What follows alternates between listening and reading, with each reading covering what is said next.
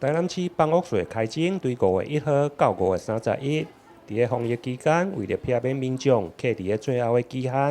台南市财税局嘛鼓励民众利用超商或者是网络、电子来办理线顶的缴纳，避免群聚。我们房屋税在5月1号又开征了，然后就是在现在疫情比较严重本土案例的增加所以我们要提醒关心民众希望能利用就是免出门的缴纳方式来缴税让整个疫情大家能安心那我们最后是可以透过就是那个民众可以利用就是说你的行动装置，或者是去下载行动支付的 APP。那扫描那个税单上的 QR code， 然后就可以完成了缴税的方式那当然，如果是民众，如果是说你真的税单不见了，其实你也不用出门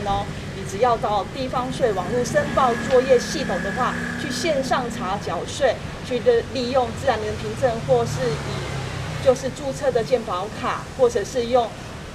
台湾 FIDO 的台湾行动身份识别这些工具，然后就可以来线上查缴。因为房屋税并无像所得税会用延到6月底，因此民众还是要把握最后的缴纳期限。若无每超过2天，将加征1%的滞纳金。如果民众税单无去，现在嘛有坐点跨区的税务柜台，会用来申请补单。台南新闻联跟刘品言采访报道。